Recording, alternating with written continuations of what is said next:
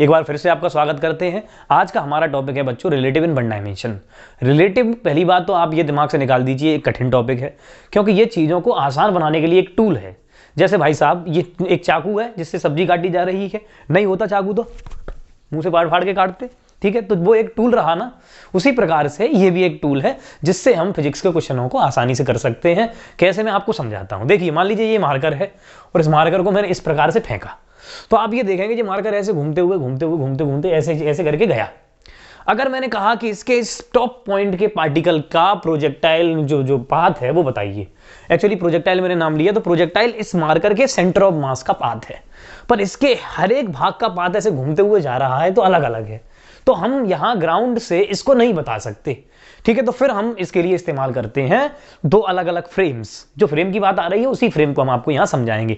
Frame कैसे अलग अलग है, एक इसका एक फ्रेम है जिसे हम सेंटर ऑफ मास आगे जाके समझेंगे लास्ट में रिजिड बॉडी डायनेमिक्स में। इसका एक सेंटर वाला भाग है वो ऐसे चल रहा है, और अगर ये पॉइंट मास होता तो ऐसे ही चलता, पर इसके अलग अलग भाग अलग अलग प्रकार से घूमते हुए जा रहे हैं। तो हम इसको दो भागों में अगर तोड़ लें, एक तो इसका सेंटर ऑफ मास सीधे चल रहा है, और अगर एक आदमी को सेंटर ऑफ मास के हिसाब से सोचने को दिया जाए तो वो कहेगा कि सेंटर ऑफ मास के हिसाब से ये गोल गोल घूम रहा है। कुल मिलाकर के मैं ये कहना चाह रहा हूं कि इस कॉम्प्लिकेटेड पार्ट्स को भी आसानी से स्टडी किया जा सकता है अगर मैं रिलेटिव जानता हूं तो रिलेटिव की यही महत्ता है। इससे बड़े बड़े कठिन क्वेश्चन आसानी से सॉल्व हो जाते हैं। जैसे आप मान लीजिए कि धरती घूम रही है और धरती पे बैठ के तुम भी घूम रहे हो, तो किस तरीके से लोगों ने ये पता लगाया होगा कि 365 दिन का जो हमारा है पूरा एक साल है। तो ये सब इसी वजह से संभव हो पाया है कि वो सब रिलेटिव नाम की चीज को जानते हैं बड़े अच्छे से। इस पर एल्बर्ट आइंस्टाइन ने बहुत डिटेल में इसकी रिसर्च करी है, जिस पर एक पूरी थ्योरी बनाई हुई है। उन्होंने इसको कहा है स्पेशल थ्योरी ऑफ रिलेटिविटी। वो कोई भी यहां हम उसके बारे में बात नहीं कर रहे, लेकिन रिलेटिव अपने आप में ही एक अलग प्रकार की फिजिक्स है, पर उसका एक छोटा सा भाग मैं आपको छोटा सा इंट्रोडक्शन यहां देना चाहूंगा। जैसे कि मैं मान लो फ्रेम का नाम लिया, तो यहां फ्रेम के बारे में बात कर रहे हैं। फ्रेम दो प्रकार के हैं, एक इनर्शियल फ्रेम है, एक नॉन इनर्शियल फ्रेम है। पहली बात, ये फ्रेम होता क्या है, ये समझने वाली बात है बच्चों।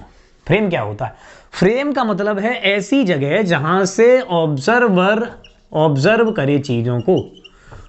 ऑब्जर्वर कौन? सवाल करने वाला। जैसे मान लीजिए कि ये कार है और ये कार ऐसे जा रही है चल के, ठीक। अब एक आदमी कार में बैठा हुआ है, कार में बैठा हुआ वो एक चीजों को ऑब्जर्व करे, और मान लो ऐसे करके यहां कोई बैठा और एक ग्राउंड में खड़ा हुआ है वो चीजों को ऑब्जर्व करे। तो आप ये चीज नोटिस कर पाएंगे, जो आदमी ग्राउंड में खड़ा है वो अलग हिसाब से देखेगा और जो कार में बैठा है वो अलग हिसाब से देखेगा। कैसे? जैसे कार मान लो 20 मीटर पर सेकंड से ऐसे दौड़ रही है और यहां एक पेड़ लगा हुआ है, तो कार में बैठा हुआ इंसान देखेगा कि जो पेड़ है वो पीछे जा रहा है, ग्राउंड वाला देखेगा पेड़ कहीं नहीं जा रहा। तो ऐसे ही पेड़ के मोशन को स्टडी करने के लिए अलग अलग फ्रेम होने की वजह से, क्योंकि कार एक अलग फ्रेम है और ये एक अलग फ्रेम है ग्राउंड, ठीक है। तो अलग अलग प्रकार के फ्रेम होते हैं। फ्रेम वो जगह है जहां से हम चीजों को ऑब्जर्व कर रहे हैं, ठीक है।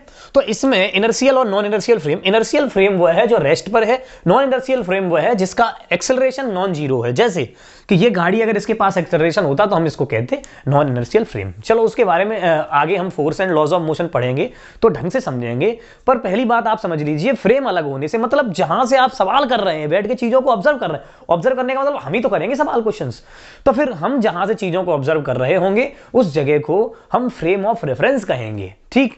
तो अब जैसे इसमें फॉर्मूले क्या होते हैं, अब मान लीजिए ये एक आदमी ऐसे चल के गया आगे की तरफ और ये कार आगे की तरफ ऐसे जा रही है, ठीक है। अब मैं कुछ दूसरी सिचुएशन बनाता हूं तब और ढंग से समझा पाऊंगा। मान लो एक ऐसे मैंने ट्रक ले लिया, ऐसे देखिए, ठीक, ये मैंने एक ट्रक ले लिया और ट्रक में मैं कुछ चीजें ऑब्जर्व करता हूं बच्चों। मान लो एक यहां पे कोई इंसान है, ऐसे समझ लीजिए ट्रक में मैं बैठा हूं, ट्रक में मैं बैठा हूं और मेरे पीछे आलिया दौड़ रही, ठीक। अब ट्रक में मैं आगे चल रहा हूं 2 मीटर पर सेकंड से और ट्रक जो है वो चल रहा है 10 मीटर पर सेकंड से और ये चल रही है 4 मीटर पर सेकंड से, ठीक। तो यहां पर कुछ एक पार्टिकल ये हो गया, एक बॉडी ये हो गई, एक बॉडी ये हो गई। तो अगर मैं इसके हिसाब से सोचूं तो मैं कितनी स्पीड से आगे जा रहा हूं, ये सिचुएशन को समझना। तो इसके हिसाब से मतलब इसे ऐसे कहते हैं वेलोसिटी ऑफ, किसके बारे में बात कर रहा हूं अगर मैं, बी के बारे में, तो velocity of B with respect to A, ऐसा लिखते हैं। मतलब ए के रिस्पेक्ट में v की वेलोसिटी। अब अगर इसका उल्टा अगर मैं पूछता कि ये किस स्पीड से आगे या पीछे जा रही है, तो मैं इसको लिखता velocity of A with respect to B. तो मेरे हिसाब से मान लो ये आदमी ए है, ये बी है, सॉरी ये ए है और ये बी है, तो अगर आप यहां पे ऐसे लिख रहे हैं ये वी बी डैश ए, तो इसका मतलब हुआ velocity of B with respect to A. तो यहां अगर विद रिस्पेक्ट टू नाम का मतलब ये डैश लग गया और ये चीज नीचे आ गई, तो इसे पढ़ा ऐसे जाएगा velocity of B with respect to A, और इसका उल्टा velocity of A with respect to B, इसे ऐसे करके पढ़ा जाएगा। अब इसे पढ़ने से मतलब नहीं, यहां पे ये ऐसे पढ़ने से सिचुएशन चेंज हो गई। क्या सिचुएशन चेंज हुई कि यहां पर अभी ऑब्जर्व करने वाला ए है, मतलब ए सवाल को कर रहा है या ए देखना चाह रहा है कि बी कितनी स्पीड से आगे जा रहा है, और यहां से बी देखना चाह रहा है कि ए कितनी स्पीड से आगे आ रहा है या पीछे आ रहा है।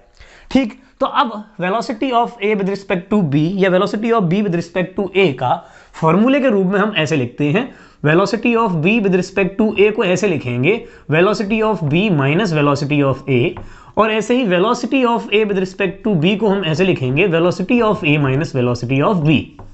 ये दो फॉर्मूले ऐसे करके हमने बना दिए हैं। और यहां पर ये वेक्टर में इसीलिए लगा रहा हूं क्योंकि वेलोसिटी वेक्टर क्वांटिटी है और इनको घटाना या जोड़ना वेक्टोरली ही है। अभी हालांकि chapter motion in one dimension है और मोशन इन वन डायमेंशन में आप रिलेटिव वन डायमेंशन में पढ़ेंगे, इसीलिए जोड़ घटा आप एक ही डायमेंशन में इसीलिए पा रहे होंगे डायरेक्ट, क्योंकि वेक्टर को एक ही डायरेक्शन में सीधे सीधे जोड़ा या घटाया जा सकता है। ऐसा ही आपको यही सेम फॉर्मूले तब और डिटेल में पढ़ने होंगे जब हम river board problem, Rain Man problem पढ़ने वाले होंगे, तब यही फॉर्मूले वेक्टर के तरीके से ही जुड़ेंगे घटेंगे। पहले यहां पे भाई समझने की कोशिश कीजिए बात को, ठीक है। तो अगर ए इस बी को ऑब्जर्व करे तो वो ये देखेगा ट्रक 10 की स्पीड से आगे गया, ट्रक 10 की स्पीड से आगे गया, और ट्रक में बैठा हुआ व्यक्ति 2 की स्पीड से आगे गया। तो ये फॉर्मूला ऐसे ही नहीं लगता। अब आप ऐसे करेंगे अगर velocity of B with respect to velocity of, ऐसे इसमें अगर ये फॉर्मूला लगाना चाहें velocity of B with respect to A में, तो आप यहाँ क्या करेंगे, v में से a की वेलोसिटी घटा देंगे। तो आप ये देखेंगे b की वेलोसिटी, ये वाले फॉर्मूले के हिसाब से b की वेलोसिटी आप ये देख रहे हैं 2 मीटर पर सेकंड आगे की तरफ है, और a की वेलोसिटी उसमें से घटानी है, तो a की वेलोसिटी आगे की तरफ है 4, तो 2 में से 4 घटाया, आप कहेंगे कि ये -2 मीटर पर सेकंड है। इसका मतलब आप ये कहना चाह रहे हैं कि b पीछे की तरफ आ रहा है। माइनस का चिन्ह का मतलब पीछे वाली डायरेक्शन और प्लस का चिन्ह का मतलब आगे वाली डायरेक्शन। तो आप ये कहना चाह रहे हैं कि b 2 की स्पीड से पीछे आ रहा है, पर ऐसा नहीं है क्योंकि ट्रक भी तो आगे जा रहा है। तो ये फॉर्मूला आपका फिर गलत हो जाएगा अगर आपने डायरेक्ट घटा दिया। तो ये फॉर्मूला सही तरीके से तभी लगेगा जब ए और बी दोनों की वेलोसिटी आप एक ही फ्रेम में लें, यानी बी भी अगर ग्राउंड ए अगर ग्राउंड फ्रेम में ले रखा है तो बी भी ग्राउंड फ्रेम में लें, क्योंकि बी अभी ट्रक के फ्रेम में है और ए अभी ग्राउंड के फ्रेम में है। मैं आपको यह समझाना चाह रहा हूं, तब आप फॉर्मूला सही लगा सकते हैं। जैसे अगर आप इस बी पे ध्यान दें तो बी अभी ट्रक में बैठा हुआ है, तो बी की एक्चुअल वेलोसिटी जो है, velocity of B with respect to ground को हम लिखेंगे velocity of B minus velocity of ground. ठीक, अब वेलोसिटी ऑफ बी क्या है बच्चों, 2, और वेलोसिटी ऑफ ग्राउंड क्या है, क्योंकि ट्रक आगे की तरफ जा रहा है, ट्रक आगे की तरफ जा रहा है 10 से, तो ट्रक को लगेगा कि ग्राउंड पीछे की तरफ जा रहा है 10 से। तो इस प्रकार से हम कहेंगे कि जो ग्राउंड की वेलोसिटी है वो है 10 पीछे की तरफ, और कुल मिलाकर के velocity of B with respect to ground जो आ जाएगा वो आ जाएगा आपका 10 माइनस -10 यानी कि प्लस के 12। आप वैसे ही समझिए 10 से ट्रक जा रहा है और ट्रक के ऊपर आप भी जा रहे हैं, तो आपकी वेलोसिटी और ट्रक की वेलोसिटी दोनों जुड़ के आएंगी ना। ट्रक यहां से यहां गया और आप ट्रक में बैठे, तो आप यहां से यहां तो गए ही, साथ में खुद और चल रही है, तो दोनों की वेलोसिटी जुड़ गई। इसीलिए 10 और 12 दोनों मिलाकर के 10 और 2 दोनों मिलाकर के 12 आ गई। ठीक है, तो velocity of B with respect to ground हुआ 12। अब आप सही तरीके से इस फॉर्मूले को लगा सकते हैं, यानी ए के रिस्पेक्ट में बी की वेलोसिटी बता सकते हैं। तो हम इसे कह रहे हैं velocity of B with respect to ए।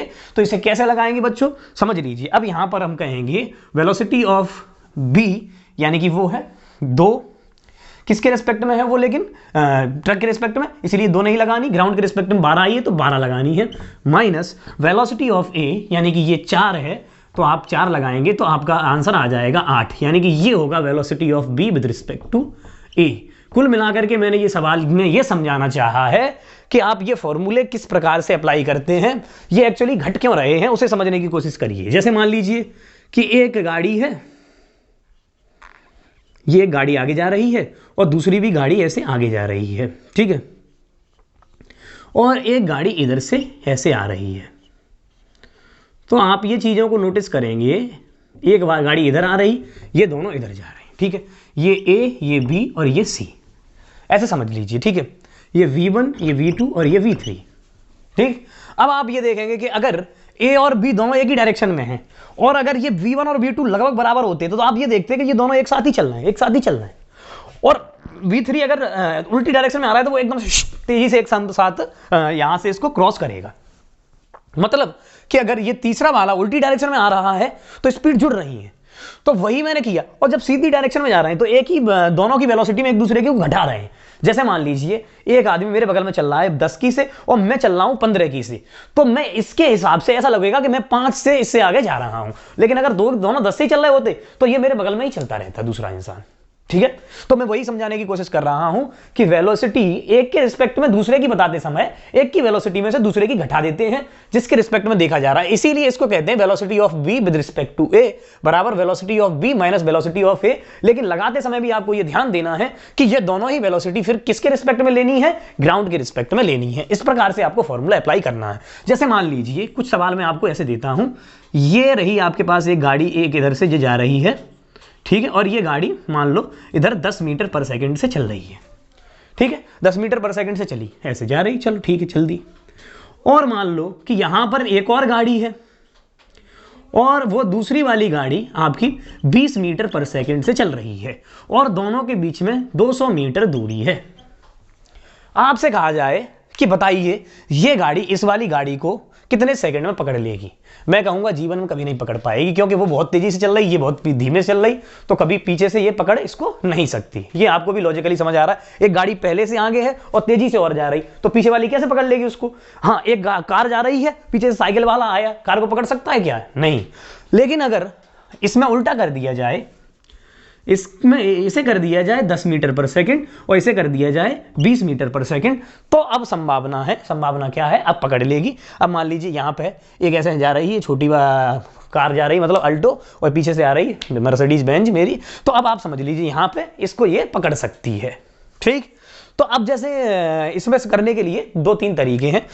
ऐसे भी अगर हम जानते नहीं होते रिलेटिव वाला टर्म, तो हम क्या करते, हम ये देखते, मान लो कि ये ग्राउंड से आदमी सवाल कर रहा है, तो ग्राउंड से करने वाला सवाल आदमी ये देखता कि मान लो ये गाड़ी यहां जाके मिल गई, दोनों इस जगह पे जाके दोनों मिल गई, और ये जाके मिलने में लगा समय t।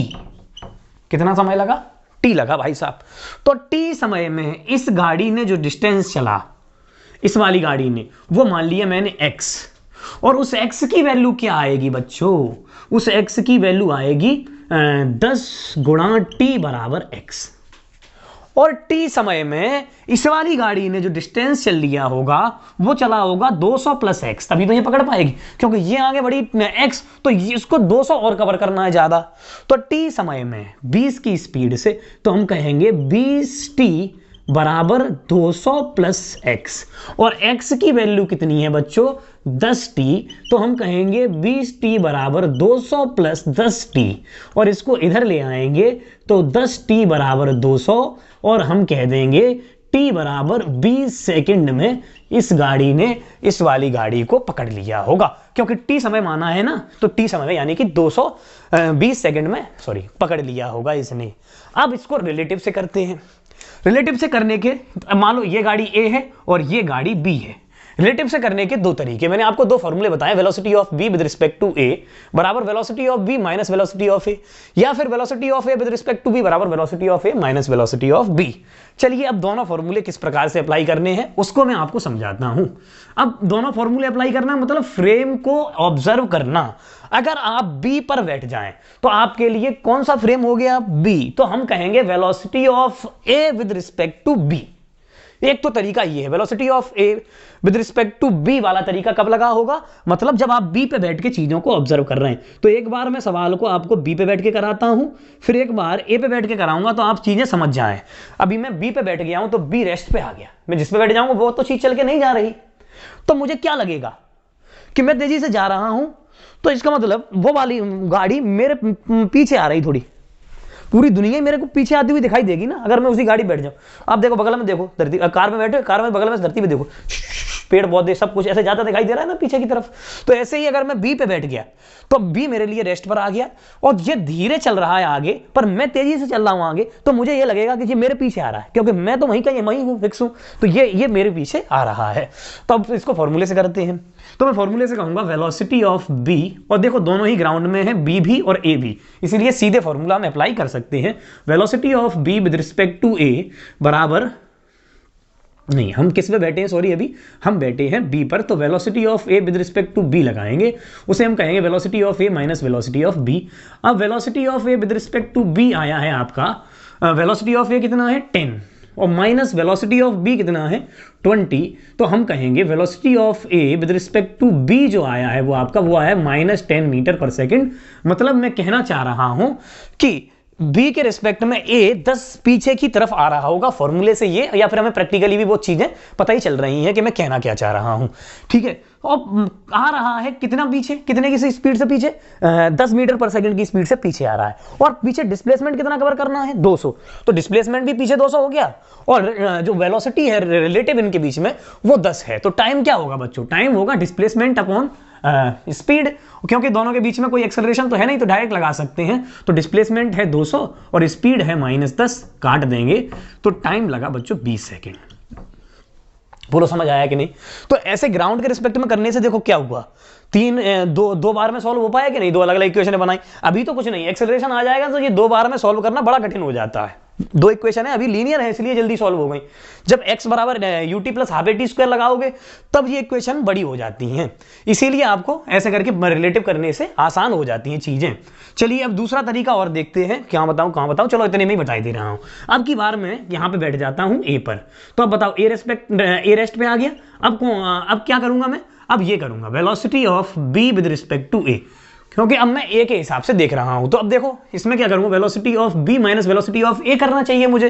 अभी यही सवाल है, ठीक है, कंफ्यूजन हो एकदम। एक तो मैंने इसको ऐसे कराया है ग्राउंड के रिस्पेक्ट में, ठीक है, और एक मैंने करा दिया इस बी पे बैठ के। अब मैं करा दे रहा हूं आपको ए पर बैठ के। देखो अब ए पे बैठ के कैसे करना है, चलिए एक बार ए पर बैठ जाते हैं। ए पर बैठ गए, ए रेस्ट पे आ गया।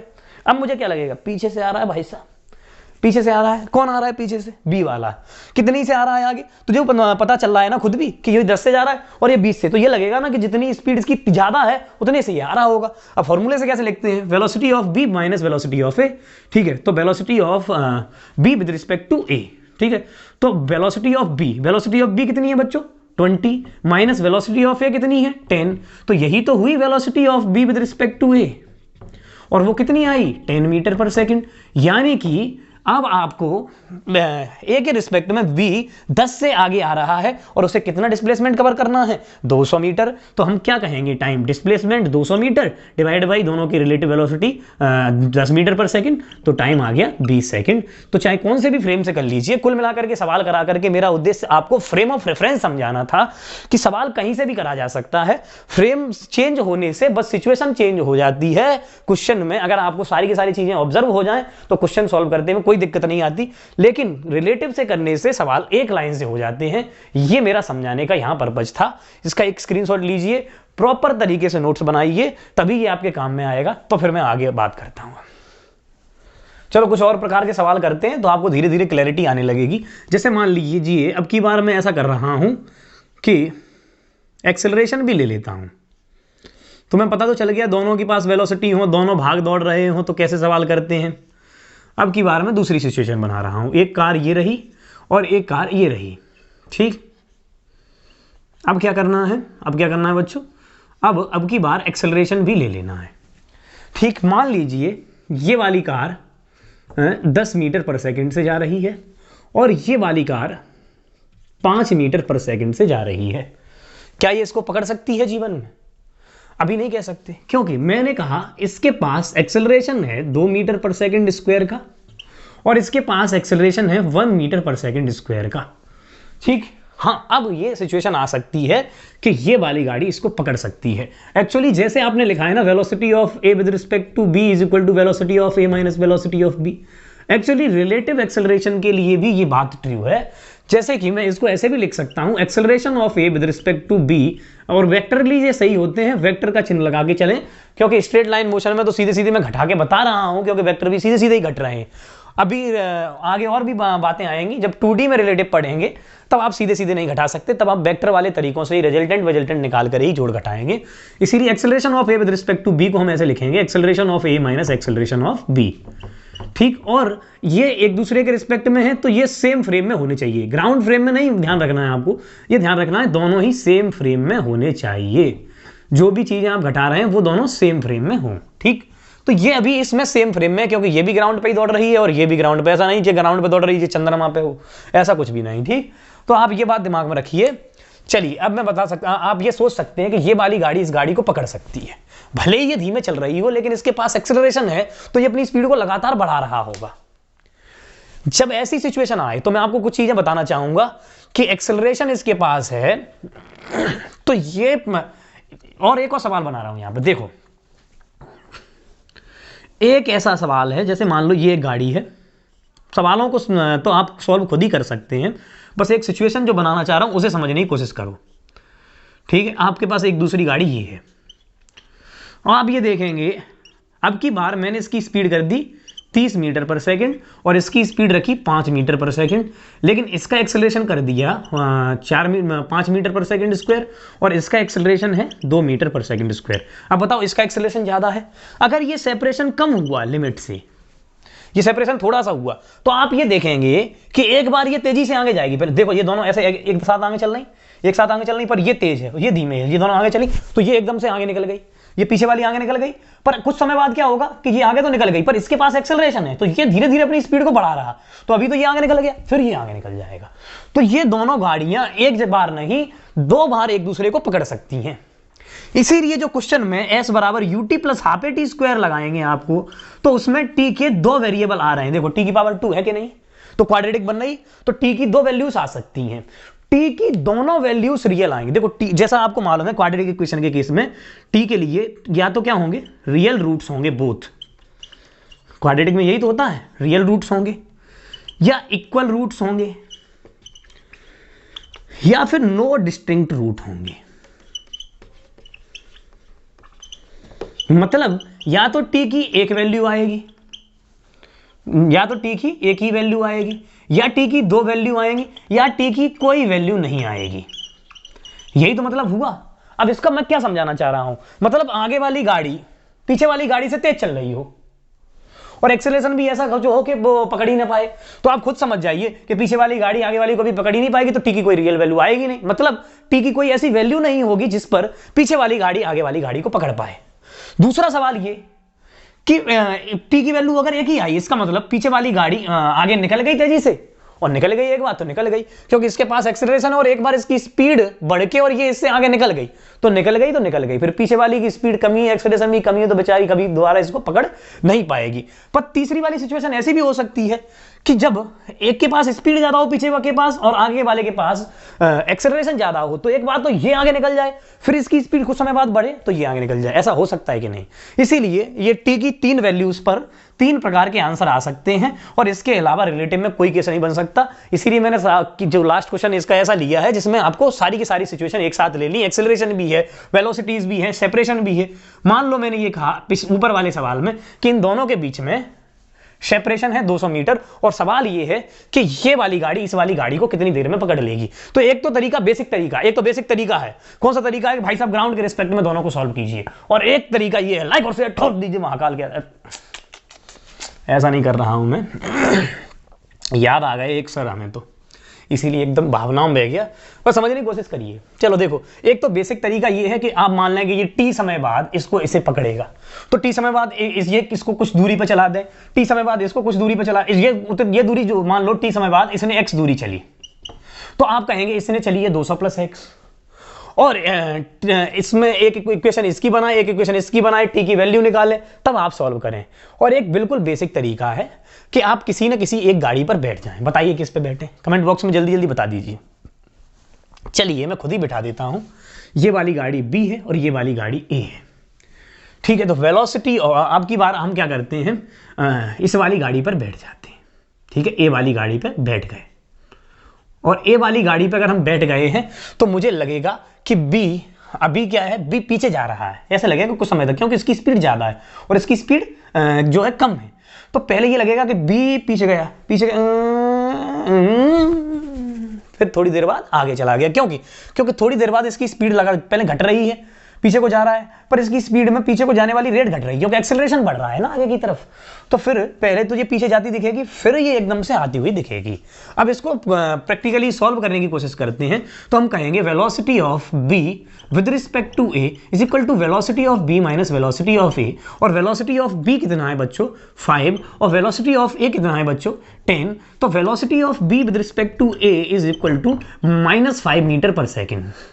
यानी कि बी पे अगर आप ए पे बैठ के देख रहे हैं तो बी पीछे की तरफ जाता हुआ दिखाई देगा, ऑब्वियस सी बात है, ये आगे तेजी से जा रहा है और ये पीछे जा रहा है। पर अगर हम कहें acceleration of B with respect to A is equal to acceleration of B minus acceleration of A, और एक्सेलरेशन ऑफ बी कितना है बच्चों, एक्सेलरेशन ऑफ बी है आपका 2 मीटर पर सेकेंड स्क्वायर, और माइनस एक्सेलरेशन ऑफ ए है 1 मीटर पर सेकंड स्क्वायर। तो आप ये कह सकते हैं acceleration of B with respect to A जो है 1 मीटर पर सेकंड स्क्वायर है, यानी कि 1 के एक्सेलरेशन से बी आगे की तरफ आ रहा है। चलिए अगर इतनी बात हो गई तो अब इसको चलना कितना है, 200 मीटर चलना है, रिलेटिवली 200 मीटर चलना है। तो टाइम पूछा गया है, तो हम कहेंगे एस बराबर U T plus half A T square. अब ये रिलेटिवली ए पे बैठ के बी के लिए पूछा गया है, बी कितने टाइम बाद पकड़ लेगा। तो पहली बात, बी को चलना कितना है, 200 मीटर। तो फिर मैं कहूंगा डिस्प्लेसमेंट है 200 और आगे की तरफ है, तो इसलिए इसको प्लस लिखा, ठीक है। और इनिशियल वेलोसिटी किसकी, बी की विद रिस्पेक्ट टू ए जो है वो आपको मालूम है -5 मीटर पर सेकंड है, तो मैं लिखूंगा -5t। और ऐसे ही 1/2 acceleration of B with respect to A +1 है, इसीलिए इसको 1 लिखूंगा, और टी स्क्वायर। बोलो सही है गलत है, ठीक। चलो तो इसको क्वाड्रेटिक बनाते हैं और सॉल्व करते हैं। इसमें क्या है कि 2 का मल्टीप्लाई कर दीजिए, तो ये हो जाएगा 400, और ये हो जाएगा -10t, और ये हो जाएगा टी स्क्वायर, ठीक है। आप ऐसा करिए, इनको इसको इधर ले आइए, तो ये हो जाएगा टी स्क्वायर -10t और -400 बराबर 0। तो आप ये देखेंगे, धराचार्य लगा लीजिए, तो t + 10 ± √100 -4 और मल्टीप्लाई 400 माइनस के, तो माइनस माइनस प्लस हो गया, 1600 और 100 1700/2, ये आ गया टी। तो आप कह सकते हैं कि जो टी की वैल्यू आ जाएगी, इसको इधर लिखे दे रहा हूँ, टी की वैल्यू आ गई बच्चों, वो आ गई 10 + -√100 के अंदर 1700/2। अब आप सोच लीजिए, अगर मैंने माइनस वाली वैल्यू ले ली तो √17 से जो है वो जो है 40 से तो ज़्यादा ही है ना, 40 का स्क्वायर करोगे तो 1600, ये करीब 42-43 के करीब होगा।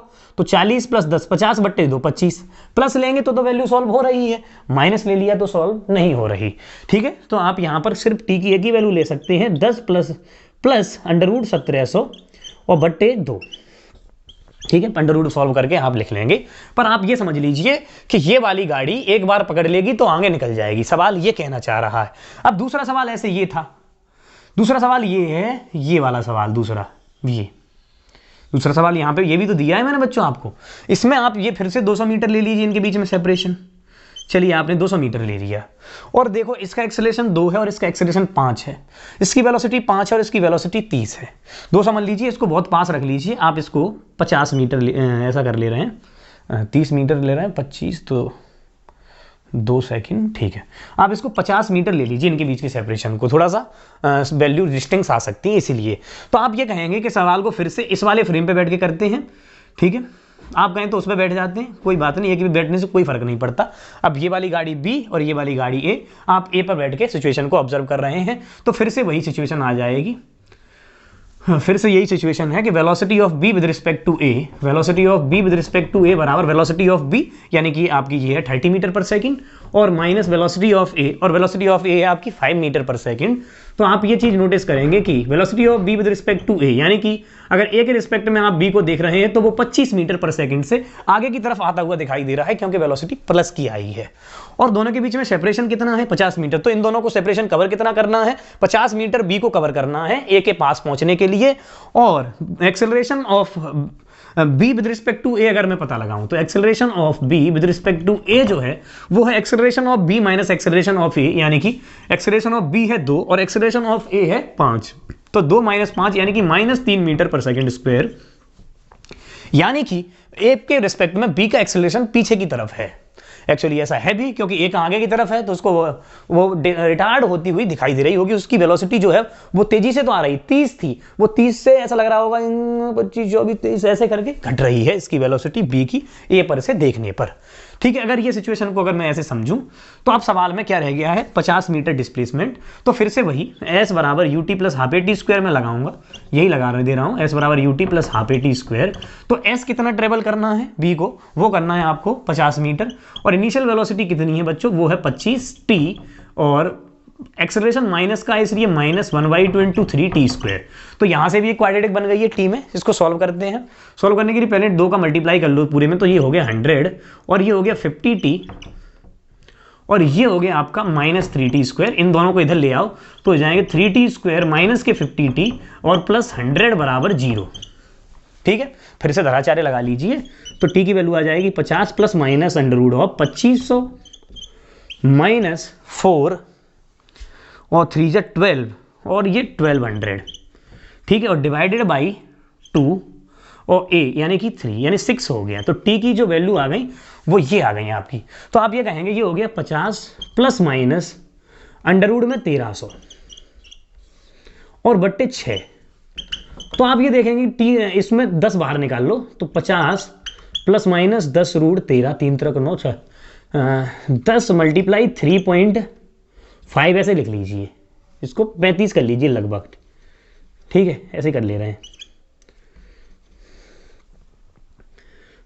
35 कर ले रहा हूँ, बट्टे 6 बराबर टी लगभग कर लिया है, क्योंकि ये वो जो वैल्यू आ रही है ना √13 की वो लगभग आ जाएगी आपकी 3 पॉइंट समथिंग। ठीक है, तो ऐसे कर लीजिए। अब जो भी रख लेंगे वैल्यू 50 में, जो अगर इसको पूरी 13 भी बनी रहने देते तो कोई भी फर्क नहीं पड़ता। अब ये 50 और 30 80 और 85/6, एक बार वैल्यू 85/6 भी हो सकती है और दूसरी बार वैल्यू इसमें से 15/6 भी हो सकती है।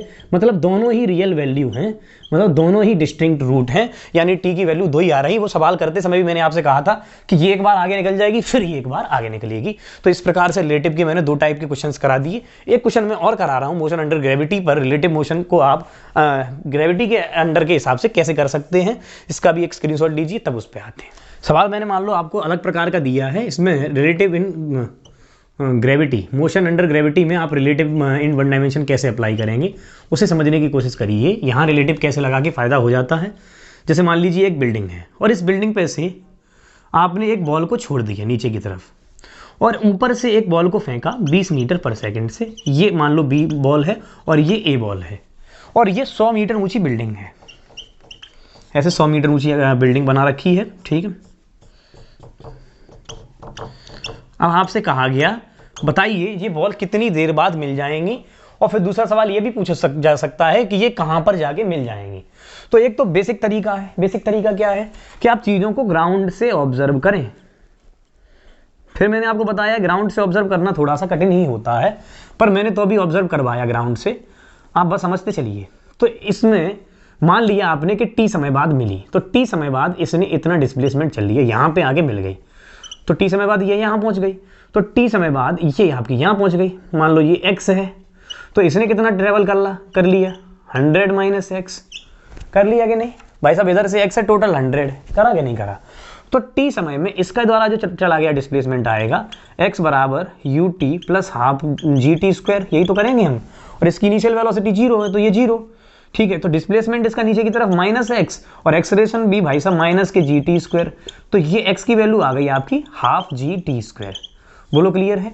अब इसने कितना डिस्प्लेसमेंट ट्रेवल करा है टी समय में, इसने करा है 100 - x। तो आप ये कहेंगे 100 - x बराबर U T minus half g t square, पर ये 100 माइनस एक्स इसके लिए प्लस का है, तो 100 माइनस एक्स, ठीक, इज इक्वल टू यू कितना है इसका बच्चों 20 और t minus half g t square, यही तो हुआ इसकी इक्वेशन। इसके लिए 100 माइनस एक्स हो गया, पर x की वैल्यू कितनी है बच्चों हाफ जी टी स्क्वायर, तो हम कहेंगे 100 minus half g t square बराबर 20t minus half g t square. Half g t square से half g t square cut जाएगा, तो 100 बराबर 20t।